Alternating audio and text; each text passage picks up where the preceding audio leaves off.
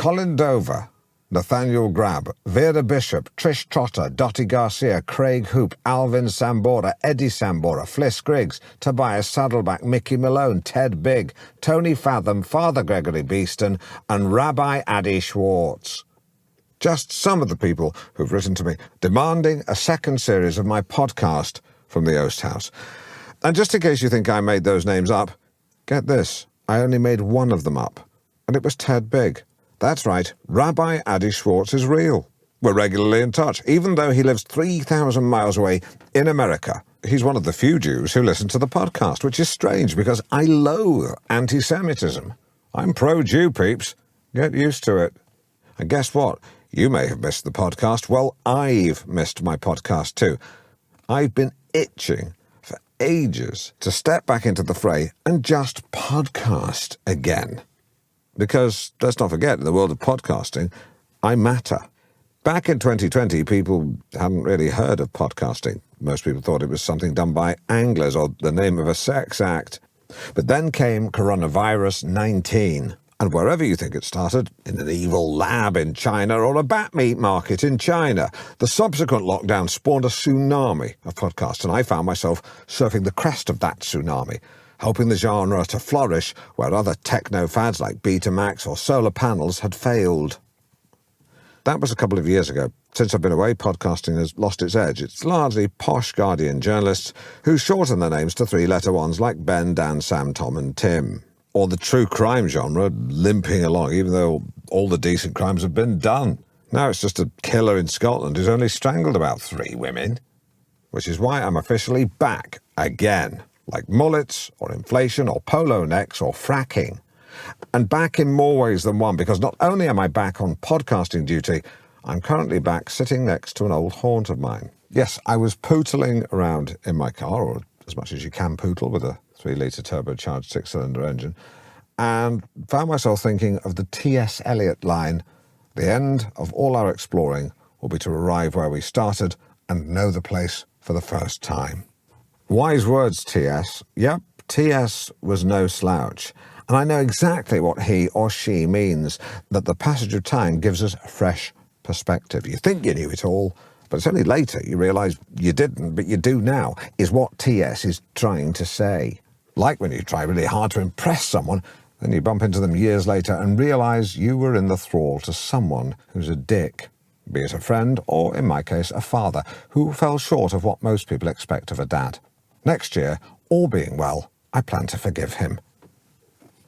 So yes, T.S.'s words popped into my head, but I didn't know why. So I drove back round the roundabout I was on, and I noticed I'd been driving past the offices of North Norfolk Digital, my former radio station, and I thought, aha, but not the catchphrase. I thought, aha, that's why I thought that then.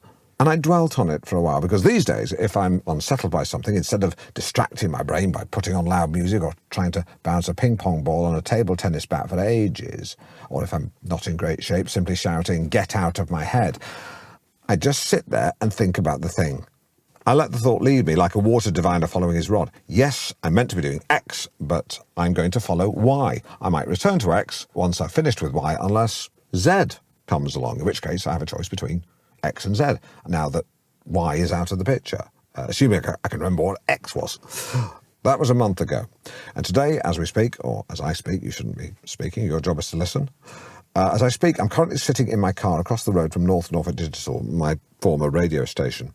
Didn't know you were back on the radio, Alan. I'm not, mate, but there are encouraging rumblings, and not before time, because this is the longest I've gone without a radio or TV job since my days as a young whelp on hospital radio, playing dedications for the dead or dying, reviewing that day's meals, or just sharing my observations on medical matters.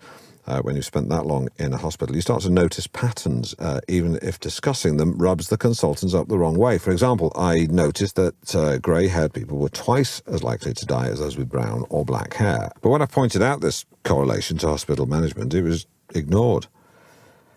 So, undeterred, I wrote a paper, not a scientific paper, just a personal paper, called Hair Colour Mortality Correlation Syndrome, Time to Act, which I distributed around the hospital, and I was asked to leave soon after. This summer, Partridge players present a theatrical reimagining of Oscar-nominated movie Bohemian Rhapsody, adapted for the stage and directed by Alan Partridge. The Rhapsody of Bohemia tells the story of Queen from conception to Live Aid, starring Partridge player stalwart Graham Bather as Roger Taylor, Alan Partridge as Brian May, Darren Howe as John Deacon, and introducing Daniel Bedingfield as Freddie Mercury. 5th to the 12th of October, The Playhouse, Norwich. Gay men get in free.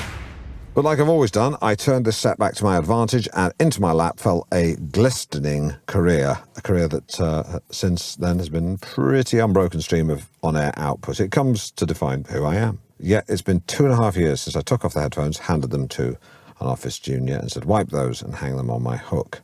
The wipes weren't even antibacterial. I just had a box of lemony fresh ones you get from KFC, but I wanted the headphones wiped. I mean, this was in the early days of COVID when people weren't sure if the virus could be transmitted ear to ear.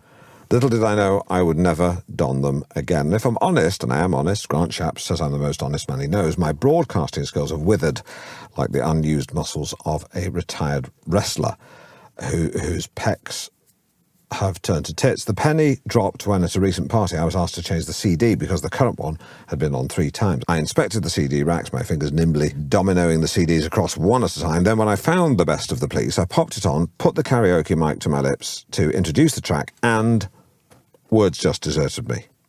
I had to press play without introducing the track, utterly mortified. Time was when I would have said, hello, hello, hello, this is the Police. Or, and now a band with more sting than a bee's backside. It's the Police. Or even just, Paul, swallow your SIM card. It's the Police. Which would have been doubly funny because our friend Paul had recently been arrested for WhatsApping a 15-year-old. A boy, strapping rugby player with a beard. But no, he shouldn't have done that. He was out of line. But that day, nothing. I knew straight away I have to get back on the TV or radio. Fast forward to a fortnight ago and a chance encounter with a bigwig, he is one and he wears one, from my former radio station, North Norfolk Digital. I was at the opening of an exciting new building development in what used to be a care home, which shut down after unscrupulous business practice resulted in serious neglect and the deaths of some of the inmates or residents. Residents.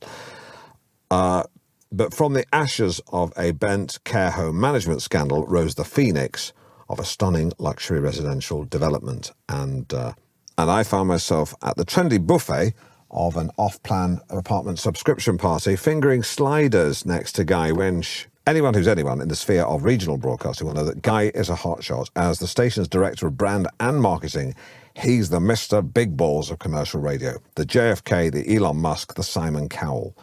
Not heard of him? Well, what if I told you he's the man responsible for nearly all of the station's rebrands over the last decade? In his time alone, the station has been North Norfolk Digital, Shape, North Norfolk Digital again, North Norfolk Extra, North Norfolk Live, Snap, Snap Digital, Kick Digital, Jump Digital, Easy Digital, Breezy Digital, Keep It Breezy, Keep It Norfolk, Keep It 80s, Nothing But 80s hits, 80s Hits Radio, 80s Hits Digital, Hits Digital Extra, HD Extra, Hits Radio, North Norfolk Hits Radio, North Norfolk Hits Digital, North Norfolk Digital, Shape, and North Norfolk Digital again. He's a visionary. I said, how's it going at North Norfolk Digital? He said, all good, thanks. I raised an eyebrow and popped an olive in my mouth, something I once see Roger Moore do as a means of punctuating a killer line to a villain, although I had to spit the olive stone into a bush. I'm assuming his were pitted, because I've never seen Roger Moore spit out an olive stone. Olive stone. Didn't he direct JFK? Thank you. Thanks. Meaning, said Guy, when I finished spitting the Oliver Stone into a bush. Oh, nothing, I said. You know, if you're cool with it all, that's cool. It's just, have you heard your daytime output? Wally Banter runs a quiz every week where you have to guess the weight of a dinner lady. It's demeaning to the listener, to the station, and in a way, to the dinner lady. Mid-morning with Gavin Evans and a Welsh accent so guttural he sounds like he's choking on a cough sweet. He is properly Welsh. I don't mean John Humphrys Welsh. I mean worse than Hugh Edwards. It's that bad. A Sunday affair with Cameron DeVere. The guy's in his 80s. An affair? An affair with who? His nurse? Love at First Song with the Aldred Sisters. They're the only people I know who use vinyl because they don't know any other format. Reflections with Pat Farrell always going on about his dead wife. Evenings with Neville Trent. That show's pretty good, to be fair. Barbara Bickerton never thanks the sponsors. You've got the whole of North Norfolk's 55 to 80-year-old demographic in the palm of your hand, Guy, and I'd hate for you to waste it. Silence. It was as surgical and brutical a takedown as I have ever delivered. It showed I had passion, know-how, and balls. Interesting thoughts, he nodded. Shame you've retired. Have I said, and wandered away, knowing I'd laid the bait, but perhaps it was a bit too subtle, so I wandered back, reached across him for a Jenga of fat fries and said, I haven't retired. Then you should talk to Wilf, he said, meaning the MD, Graham Wilford. What, direct? I said. Well, you seem to know your onions. GW? He said he just likes to be called Graham now. Got it, I said, and he started to walk off towards the bathroom of the show home. To spare him his embarrassment, I put my hand on his shoulder and whispered gently, Guy, the toilet's for display purposes only. He must have played out in his mind the fallout had he actually followed through, and I knew that would stay with him. Yep, it was a good day at the Digital. But I thought retired. I'd never even entertained the thought. Oh, by the way, guys, if you're like me, you lead a busy life and you want good, fuss-free food that doesn't cost the earth, why not try Meal Maker? I tried one of its recipe boxes recently, and I have to say I was blown away by how fresh and tasty and bloody simple it was. You just sign up for a week, choose your meals from a range of 15 delicious recipes, and hey presto, you get a sealed box full of sustainable sourced chilled ingredients delivered to your door, fresh veg, superb meat, great big portions. And as for cooking, it really was child's play. I'm not the most competent cook. I get hot and flustered and sulky when things go wrong, but with step-by-step instructions written by someone who speaks English as a first language and colour pictures, it was hard to go wrong. I had a couple of friends around to watch Strictly, so I went for the vegetable lasagna. Cooking time was 1 hour 20, and though it took me double that because I wanted to get it right, we ended up enjoying mouthfuls of deliciously cheesy pasta long before the final dance. Did it come out exactly like the picture? No, mine was much flatter and browner, but I'd definitely eat it again, although next time I just pop it in a blender and add egg. I'm not giving you the hard sell, but if you want to make a meal without making a meal of it, try Meal Maker, and if you sign up with the discount code OASTHOUSE1, you get 10% off your first order, and it works out nicely for me as well. Meal Maker, making a meal without making a meal of it. Said that bit already, but they wanted me to say it right at the end as well, which I've now done. I've been enjoying my life immensely. Being stuck at home has given me the time to do all manner of things I hadn't had time to do before. I've taken what you might call a sabbatical and lent into it. I don't just mean cleaning out the attic or auditing the fridge by consolidating half-used jars of mayonnaise into a single pot. I've been busy. I spent a month going through my phone and sending my favourite photos off to a framer. 3 weeks later, a lorry arrived with 4,000 heavily framed photos, effectively an analogue version of what was on my phone. I've been told if I want to store them at home, I'll have to get the attic floor reinforced. So for now, they're in a safe storage depot, and I'll sometimes spend an hour there strolling the aisles, pulling out a photo and just holding it in my hand. I took my friend Ronald there. He said it's like a cathedral of memories, and I laughed a long laugh that after a while turned into crying before turning back into laughter again, at which point I quickly stopped, so everything was okay. And I do other things too. I'm a man who's always wondered, am I using the best product to style my hair? So I set out to answer that once and for all, trying out just about every product on the market. You name it, I've been smearing it on my hand and applying it to my head. Gels, mousses, lacquers, creams, waxes, clays, pomades and gums, before eventually settling on a matte finish sculpting putty and a diamond hold volumizing spray. It means I can tend my hair safe in the knowledge that I'm using the best product for my hair.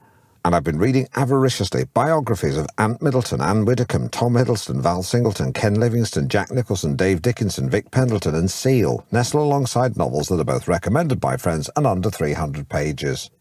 Movingly, I've struck up a friendship with a local lad called Nathan Griggs.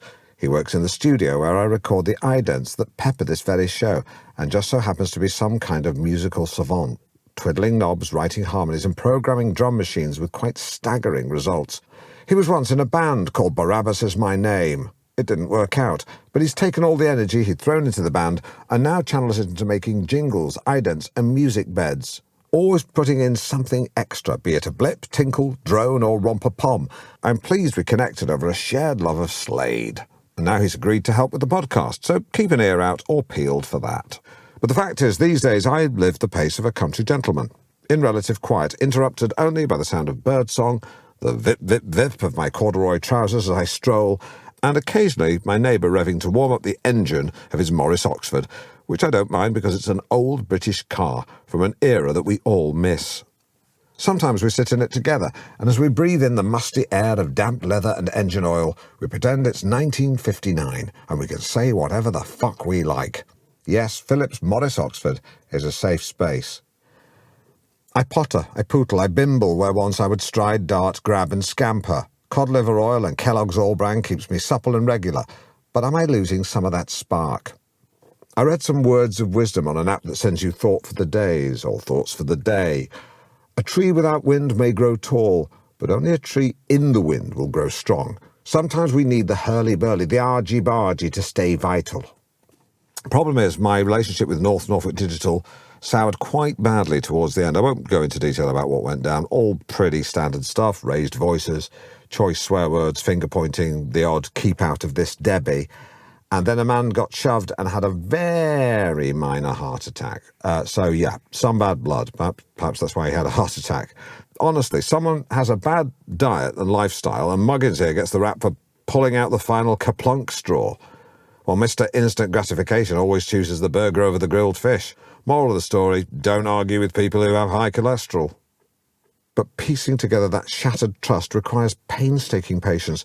The rebuilding of cordial relations calls for careful statecraft, the same kind of tiptoeing you have to do around Israel or identity politics. Heavy-footed idiots might say it's blindingly obvious to anyone with the balls to say it who's the aggressor and who's the victim. Or in the case of identity politics, what? They don't say that, do they? No, really? I give up. But you can't speak like that in front of one of the new types of people. No, tiptoeing is very important in the art of diplomacy. So tiptoe I must around North Norfolk Digital, which is why Alan Partridge and North Norfolk Digital are engaged in a delicate dance of courtship, like two dogs tenderly sniffing each other's bums.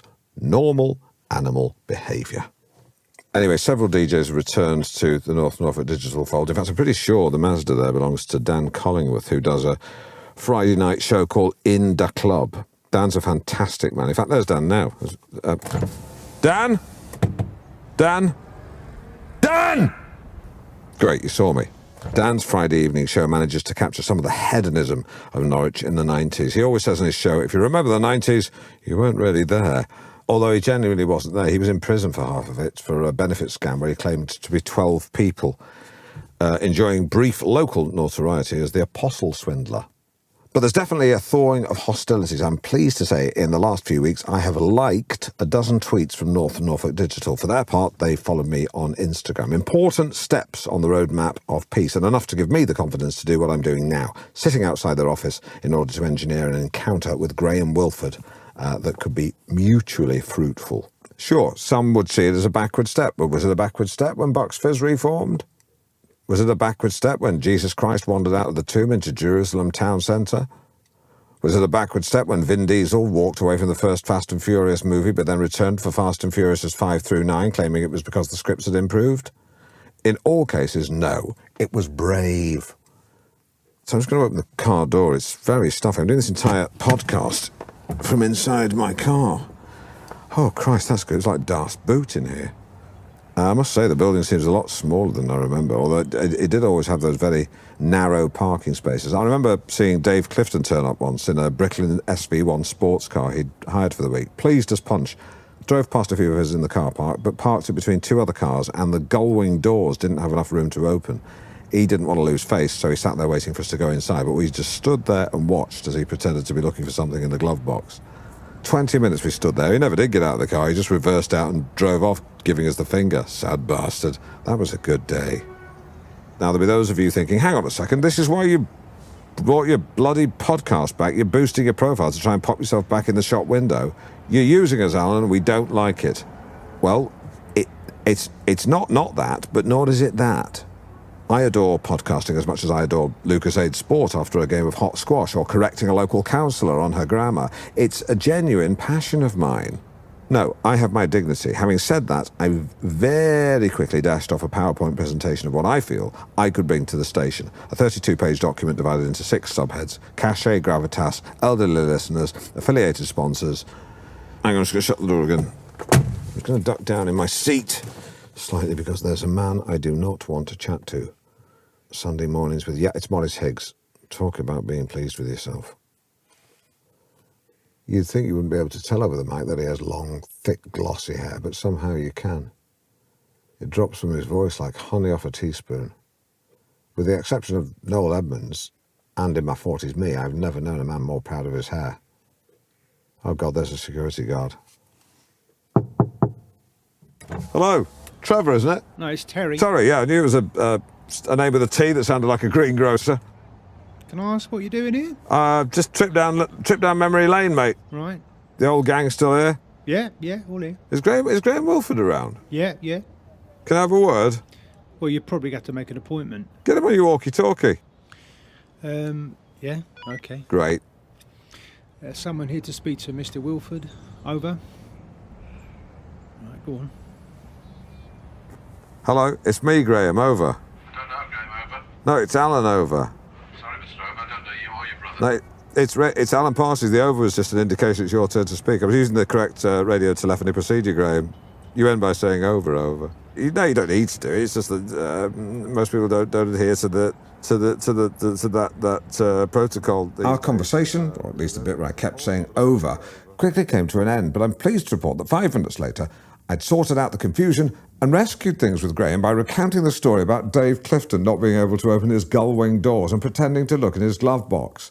It was the foot in the door I needed. Graham and I had a big old laugh about it, and Dave even joined us and had a good chuckle about his attempts to appear cool, which hinted at a much deeper psychological malaise he's been grappling with for the best part of 20 years. Suffice to say, the ice was broken, and we all agreed to go for a curry.